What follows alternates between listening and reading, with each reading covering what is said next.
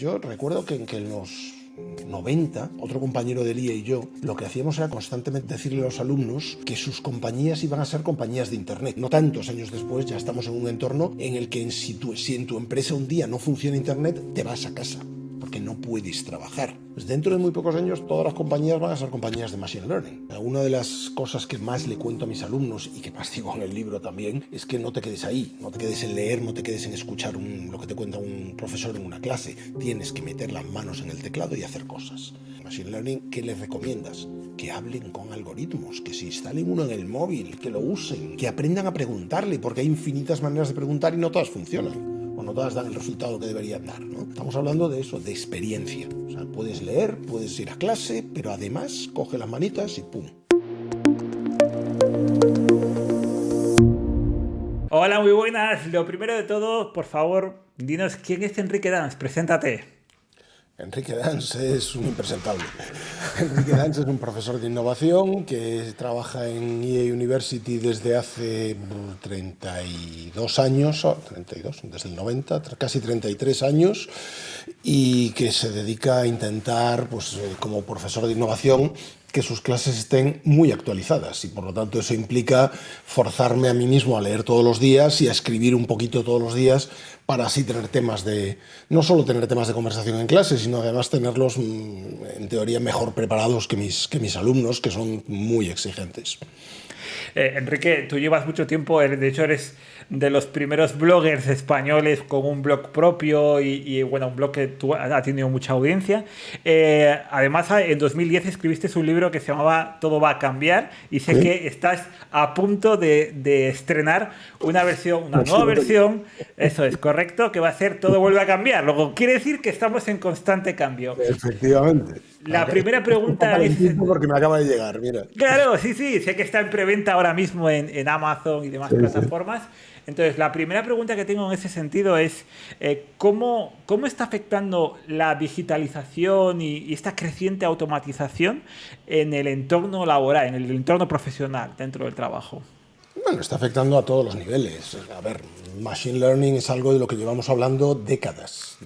Tuvimos momentos en los que no se podía hacer porque la potencia de las máquinas, la disponibilidad de memoria, de capacidad de computación y tal, no daba de sí y hemos vivido pues los inviernos del Machine Learning, ¿no? Porque sencillamente la tecnología no iba a la velocidad que tenía que ir.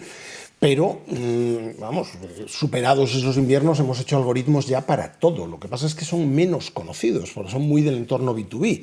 Pero hay compañías que extraen una maravillosa ventaja competitiva de utilizar Machine Learning en sus cadenas de montaje, en su detección de fraude, en un montón de cuestiones, ¿no? ¿Qué ocurre? Pues que en noviembre del pasado año pues llegó una compañía y aplicó con un ordenador con 100.000 tarjetas gráficas de NVIDIA esa misma algoritmia la aplicó al lenguaje. Y con lo cual empezamos a hablar de los LLMs, de los Large Language Models.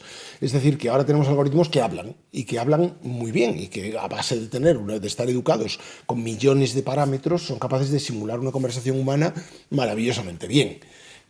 ¿Qué ocurre? Pues que esto lógicamente va a provocar muchísimos cambios en cómo trabajamos. O sea, no volveremos a escribir un documento de la misma manera, porque ahora tenemos un asistente listísimo y espabiladísimo que antes se dedicaba simplemente a autocompletarnos lo que íbamos a teclear en el móvil o a rellenar un mensaje en Gmail y ponernos un poco nerviosos porque, uy, ¿cómo sabía lo que iba a decir, ¿no? Pues ahora esto, le dices, escríbeme tal cosa y lo suelta, ¿no? Entonces, ¿nos podemos fiar a pies juntillas de lo que haga? No, pero nos da unas capacidades, pues eso, como trabajar con esteroides. Entonces, quien no lo utilice simplemente pues no será competitivo, ¿no? Entonces, a lo que vamos es a que esa automatización, digamos, sofisticada o ultra sofisticada, nos va a afectar a cómo lo hacemos todo, absolutamente todo, ¿no? Y por lo tanto va a cambiar muchísimas cosas. Además, tú estando en el sector de la formación de profesionales dentro del Instituto de Empresa, por tus clases estaban pasando los nuevos profesionales, los actuales profesionales y los futuros profesionales. También entiendo que esto supone un cambio en las habilidades y en las competencias que vamos a necesitar en el futuro. Es decir, ¿cómo está evolucionando al tener esa visión como de un barómetro de cuáles serán las competencias del futuro, ¿cómo está evolucionando esas competencias del futuro del trabajo, Enrique? Muy rápido, pero muy rápido, sobre todo porque es algo que pueden comprobar todos ellos. Es decir, yo examiné ayer, por ejemplo, a mis Master in Management, que son gente recién salidita de la universidad o con un añito o dos de trabajo, muy tiernecitos, muy monos, todos ellos son encantadores, vienen de medio mundo, me lo paso fenomenal con ellos. Pero también examiné a los MBAs. Los MBAs tienen todos sus 9 y 10 añitos de experiencia, 30 tacos todos, y vienen de todo el mundo y son gente que ha dejado de trabajar y de ganar pasta para venirse a pasar un año a Madrid que implica pagar no solo una pasta, que es lo que vale el máster, sino además mantenerte en Madrid y no cobrar, lógicamente, ¿no? A esos tíos les tengo un respeto bárbaro, ¿no? ¿Qué les puse en el examen? Les puse en el examen una pregunta que tenían que responder con ChatGPT. Es decir, estamos obligándoles prácticamente a probar y a hacer funcionar y a aprender cómo optimizar el uso de estos algoritmos, ¿no? Podríamos usar ChatGPT, podríamos usar Perplexity AI o el que les diera la gana, ¿no? Realmente. Pero la pregunta era un poco eso, era, oye, ¿cómo se compite con esto? ¿No? Entonces, esto va muy rápido, porque en este caso los propios alumnos se dan cuenta de que lo pueden utilizar y que si no lo utilizan, les cuesta mucho más trabajo y seguramente su trabajo es incluso peor. Pero no lo utilizan haciéndole una pregunta, copiándola y pegándola, como harían en la enseñanza, no sé, en la enseñanza secundaria, ¿no? La utilizan para que les dé ideas, para que les haga un esquema, para que automatice tareas que son pesadas de hacer, pero que seguramente pues, puedes hacer mucho mejor de esa manera, ¿no? Entonces la velocidad está siendo mucho más elevada porque por primera vez tenemos un algoritmo que no tienes que poner la empresa patas arriba y que integrarlo con toda tu programación y tal. No, es tan sencillo como hablar con él. Entonces, claro, esto lo sabemos hacer todos. Lo hacemos de un día para otro. Yo ya llevo una app en el móvil, o sea, Perplexity AI ha sacado su app y la tengo aquí. ¿Pero por qué la tengo aquí? Pues porque en muchos casos quieres saber algo rápido y es mucho más rápido y más eficiente que una búsqueda en un buscador. Si tienes en cuenta que a veces alucina, nunca mejor dicho, ¿no? Y te dice tonterías, pero con alguna salvedad y manteniendo cierto sentido crítico, es una herramienta fantástica. Totalmente. Esta velocidad y esta rapidez que has comentado en el caso, va a suceder en todas las tecnologías disruptivas, porque hemos visto en el caso de ChatGPT cómo ha sido la primera o de las primeras tecnologías que ha llegado a los 100 millones de usuarios en un tiempo récord. Es decir, ¿esta aceleración se está produciendo en general en el mundo tecnológico? No tanto, o sea, lo que pasa es que en este caso estamos hablando de un caso de uso que es inmediato, que, a ver, OpenAI no puso ChatGPT en noviembre, a finales de noviembre, a disposición de todo el mundo porque sea una ONG, ni porque quiera, no, lo ha hecho porque es que estamos entrenándoselo. Ellos ya lo habían entrenado previamente, GPT, ¿no? Pre-trained, la Paid Attention de pre-trained, de preentrenado. Pero lógicamente, en cuanto tú lo pones ahí y en los primeros 5 días alcanzas 1 millón de usuarios y en las primeras 4 semanas alcanzas 100 millones, pues lógicamente lo que estamos hablando es de un nivel de entrenamiento muy superior. Yo me dedico a entrenarlo todos los días, porque, claro, si llevas, yo qué sé, que llevo yo, 20 años escribiendo en Internet un día tras otro, es evidente que algún texto tuyo ha tomado para entrenarse. Pero si bien le puedes decir, hacerle preguntas de, oye, ¿qué diría Enrique Dans de esto? O, no sé, o escríbeme esto en el estilo de Enrique Dans, de mi vida, por ejemplo, personal, sabe muy poco. Porque yo no publico muchos detalles de mi vida personal en la red, ¿no? Entonces, pues, si le preguntas con quién estoy casado, me ha casado con 4 o 5 mujeres distintas, ninguna era la mía. Entonces, claro, ¿qué remedio tiene que tú No tiene mismo lo información. corrijas, ¿no? Y Claro. entrenes el modelo y le digas, no, mi mujer no es esa, es esta otra, se llama así, hace esto, se dedica a esto, ¿no? Porque si no, no lo va a poder responder hasta que me dé a mí por, no sé, por entrar en la presa del corazón y empiece a ver artículos sobre mi vida personal, cosa que no pienso hacer. Con lo cual, pues, ¿qué ocurre? Pues que en general se ha entrenado, o sea, ha progresado muy rápido por esta vocación de que todos participemos en ello. Si lo piensas es curioso, o sea, yo recuerdo que en los 90, otro compañero del IE y yo, lo que hacíamos era constantemente decirle a los alumnos que sus compañías iban a ser compañías de Internet. y nos miraban con cara de estos discampaos, que me den un poco de lo que fuman ellos, yo qué sé, o sea, bueno, y eso era de lo más agradable que nos decían, ¿no? Unos años después, pues estamos en no tantos años después, ya estamos en un entorno en el que si en tu empresa un día no funciona Internet, te vas a casa, porque no puedes trabajar, ¿no? Pues dentro de muy pocos años todas las compañías van a ser compañías de Machine Learning, sí o sí, y la que no lo sea habrá desaparecido. Entonces estamos en este entorno, esa es la velocidad. Totalmente. Esto me hace reflexionar algo que te hago como pregunta y es, ¿va a haber gente que se quede atrás? Sin duda. Va a haber gente que se queda, siempre hay gente que se queda atrás, a veces es más dramático o menos. Lo que está claro es que por muchos puestos de trabajo que cree el Machine Learning, por mucha gente que se dedica a educar algoritmos, a etiquetar fotos, no sé, a describir situaciones, etcétera, etcétera, es muy difícil hacer que determinada gente que tiene ciertos tipos de puestos de trabajo transicione a a esos otros puestos de trabajo, ¿no? Siempre hay gente que se queda fuera. Por otro lado, si bien vamos a sustituir un montón de puestos de trabajo, pero millones de gente, también es verdad que la productividad en general va a crecer, se calcula que en torno a entre un 7 y un 10%. Entonces, el drama en este momento no es que mucha gente se quede sin trabajo, es cómo se reparte ese 7-10% de extra de productividad. Si ese extra de productividad acaba reforzando las brechas salariales o haciendo que todo esté muy mal repartido, vamos a una revolución social segurísimo. Y hemos visto detalles previos o ensayos de esa revolución social en Chile, por ejemplo, ¿no? O sea, este tipo de cosas ocurren. Si tú polarizas la sociedad y la separas entre los que tienen y los que no tienen, pues los que no tienen llega un momento que les toca mucho las narices y no les queda otra que echarse a la calle, ¿no? Aunque sea por una excusa tan tonta como me han subido el precio del billete de metro. Entonces, ocurren esas cosas. Entonces, habrá que ver cómo gestionamos la sociedad para que efectivamente esto se maneje con dos dedos de frente. Claro.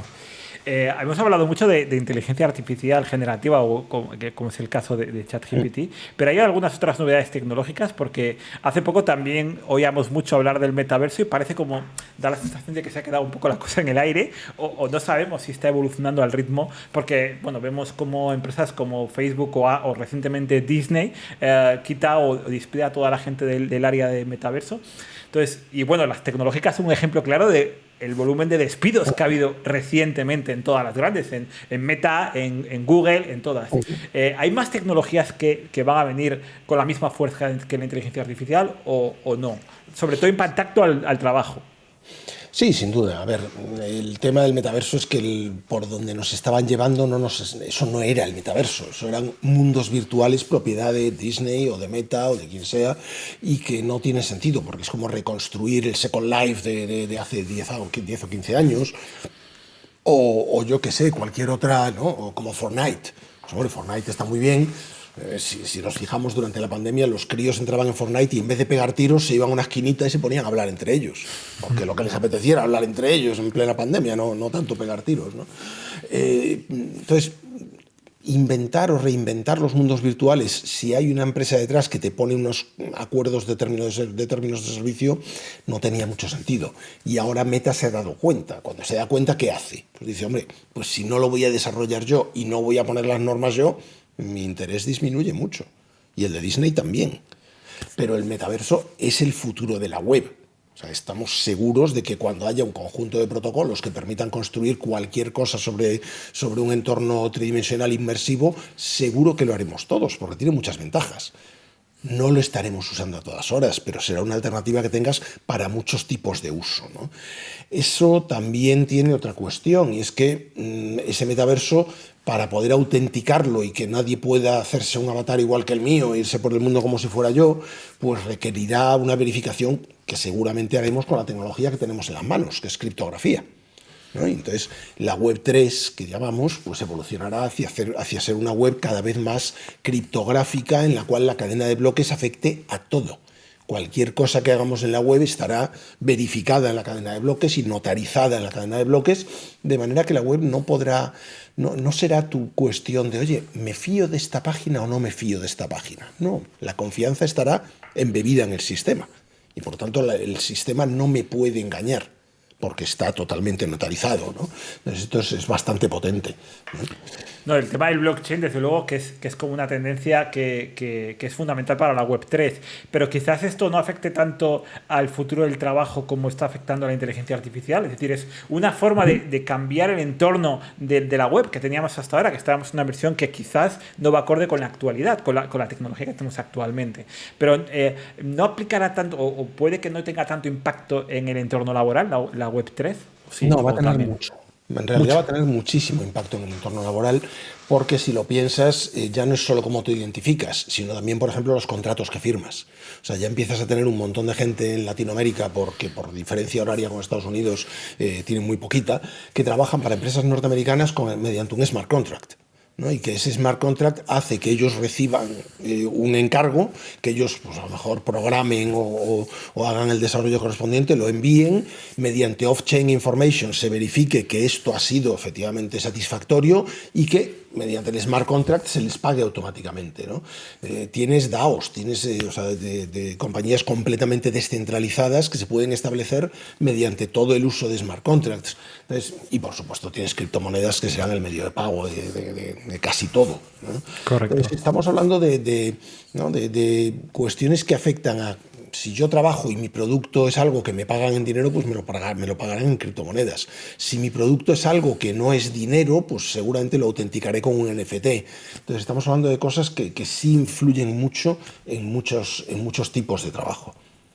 Y Enrique, para toda la gente que está oyéndonos, que sobre todo son gente del mundo empresarial, ¿cómo podemos prepararnos para este futuro que nos estás dibujando y que es el futuro que nos viene? Yo creo que la única forma de aprender este tipo de cosas es haciéndolas. O sea, puedes leer, he oído contarle a Enrique Danza, ha hecho un libro que habla de estas cosas, pero vamos, no, o sea, aparte de, puedes leer muy bien y te puede ayudar a documentarte, pero tienes que manejarlo. O sea, una de las cosas que más le cuento a mis alumnos y que más digo en el libro también es que no te quedes ahí, no te quedes en leer, no te quedes en escuchar lo que te cuenta un profesor en una clase. Tienes que meter las manos en el teclado y hacer cosas. Entonces yo, para aprender cosas de criptografía, le recomiendo a la gente que tome 20 euritos o cualquier cantidad pequeña, que se vaya a Coinbase o a donde le dé la gana y compre Bitcoin o Ethereum, porque son las más, no sé, las que más parece que van, ¿no? en buena dirección, ¿no? Bitcoin porque está escrita en piedra y Ethereum porque no lo está precisamente, porque es un ecosistema dinámico, ¿no? Y se pongan a hacer cosas, que se consigan un wallet, que aprendan a manejar un wallet, ¿no? Bien de software o bien de hardware, que pasen su dinero de Coinbase o de donde lo hayan comprado, que lo pasen al wallet, que hagan algún, pues no sé, que jueguen con NFTs, que hagan cositas, ¿no? ¿Por qué? Pues porque eso es lo que va digamos, a separarte de todas aquellas personas que cuando oigan NFT dirán lo cual o, ¿no? Pues, todos esos no, y tú sí porque lo has estado probando y jugando, ¿no? Eso por el lado de Web3, pero imagínatelo por el lado, pues, no sé, de Machine Learning. Machine Learning, ¿qué les recomiendas? Que hablen con algoritmos, que se instalen uno en el móvil, que lo usen, que aprendan a preguntarle, porque hay infinitas maneras de preguntar y no todas funcionan, o no todas dan el resultado que deberían dar, ¿no? Estamos hablando de eso, de experiencia. O sea, puedes leer, puedes ir a clase, pero además coge las manitas y ¡pum! Ahí. Enrique, lo que estás comentando, por un lado, viene a reforzar más lo que habías dicho, que va a existir una mayor brecha probablemente entre diferentes perfiles profesionales. Eso primero, confirmar si es así, si crees que ese es el futuro del mercado laboral. Y en segundo lugar, ¿cuáles son los trabajos que más se demandarán de cara al futuro? Porque es algo que se lo solemos hacer como pregunta a muchos de los que pasan por el podcast y me parece muy interesante tu opinión. Yo creo que hay muchos trabajos que se van a mantener igual, pero simplemente se van a hacer mediante algoritmia, es decir, o mediante incorporación de... No sé si has visto los últimos vídeos y los que han sacado tanto Microsoft como Google, han sacado vídeos de sus suites mediante, pues, incorporando Bard o ChatGPT a sus suites, ¿no? Es que esto es una forma de trabajar, está pasándonos exactamente lo mismo que cuando cambiamos de la máquina de escribir al procesador de textos. Pues oye, habría unas cuantas personas que no fueron capaces de aprender a usar un ordenador y que a lo mejor coincidió incluso con su jubilación. Pero la gran mayoría de la gente aprendió a usar un proceso de texto, se dio cuenta de que en último término era mucho más eficiente que la máquina de escribir, porque cuando te equivocabas no tenías que andar con el Tipex o no tenías que que reescribir todo el documento porque habías tenido un error, ¿no? Se dieron cuenta de eso y, oye, abrazaron el cambio, ¿no? Estamos en lo mismo. Una persona que quiera utilizar su proceso de texto, su hoja de cálculo, su programa de presentaciones, en las versiones antiguas que no incorporan el algoritmo, es que lo van a echar, porque no es productivo. Es que van a decir, tío, eres muy lento, lo siento mucho. O sea, no me vales. Voy a fichar a alguien que sepa hacerlo bien, ¿no? Por otro lado, las barreras de entrada a esta tecnología son muy bajas. O sea, es bastante baja. La tecnología hace años te tenían que dar un curso para usar un programa y ahora coges el smartphone, te bajas una app, nadie te cuenta nada y tú te pones a usarla sin más, ¿no? Con todo lo que ello conlleva. Entonces, si las barreras de entrada bajan, lo que tiene que cambiar es la actitud de las personas. Yo por eso me harto de decir en todas partes que la transformación digital de las empresas no existe, que lo que se transforma son las personas y que si tú quieres que tu empresa se transforme, no te dediques a comprar software y a instalar no sé qué y a licencias, no, dedícate a influir en las personas. Explícale a las personas por qué diablos tienen que trabajar de una manera distinta y sobre todo qué les va en ello. Porque si lo que les va en ello es perder su trabajo, no te van a hacer ni caso, se van a resistir, se van a poner de uñas, con toda la razón del mundo.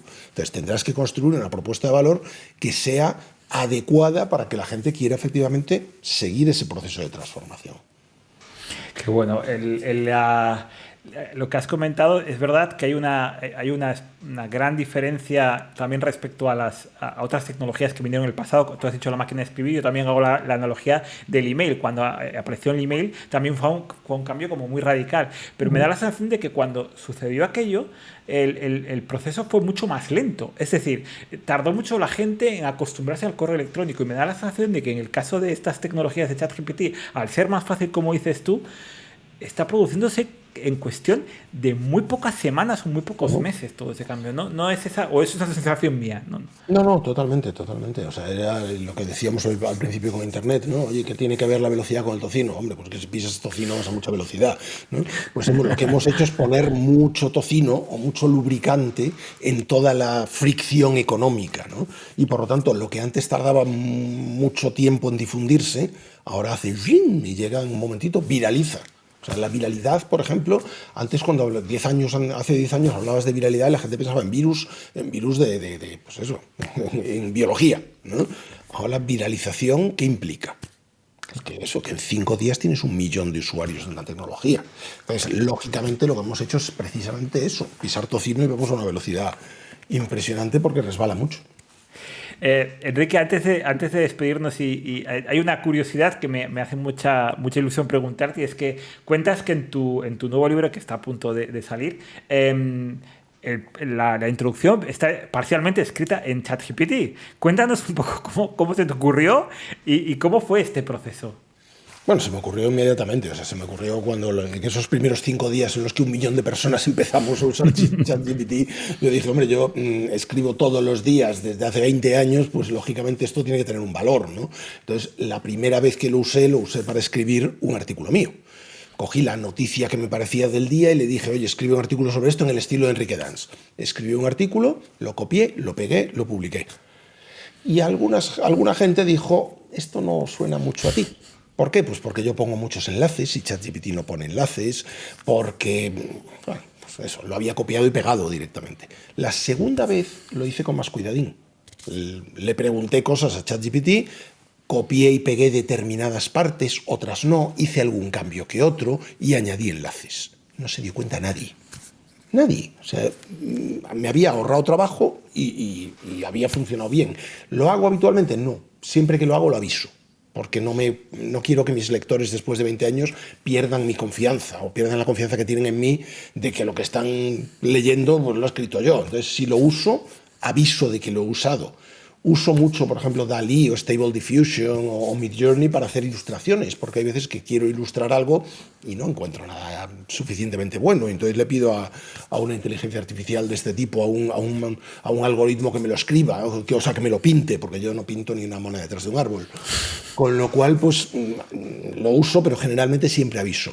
El caso de la introducción, pues me pareció que era dado que iba a cubrir ese tema en uno de los capítulos, que era razonable utilizarlo, y lo utilicé, como te digo, en plan más evolucionado. No copié y pegué, sino que utilicé una parte y tal. Entonces, el resultado es que es indiscernible. No sabes lo que he escrito yo y lo que ha escrito ChatGPT. Y luego, por supuesto, hago la promesa de que en el resto del libro no lo he hecho. No quiero que la gente sepa que el libro sí lo he escrito yo de mi puño y letra, ¿no? Bueno, puño y letra, no, de mi teclado. Eso del puño y letra suena muy antiguo. Pero me pareció muy divertido, simplemente. Claro, bueno, yo a toda la audiencia avisarles primero que pueden entrar en la web de Enrique Dans, porque tienes artículos que publicas constantemente, y segundo, animarles a estar pendiente del libro, porque yo leí el libro, el original, el de Todo va a cambiar, y estoy pendiente de recibir el segundo, porque si quieres estar al día de lo que va a suceder en el mundo tecnológico, creo que es una buena alternativa. Enrique, muchísimas gracias. Recuérdame que te invito a unas cervezas. No, no, por supuesto. Enrique, muchísimas gracias por haber participado en esta entrevista. Creo que ha quedado claro cómo está cambiando el futuro del trabajo y cómo está irrumpiendo la tecnología definitivamente aquí. Así que muchísimas gracias y nos vemos por las redes. Muchas gracias a vosotros.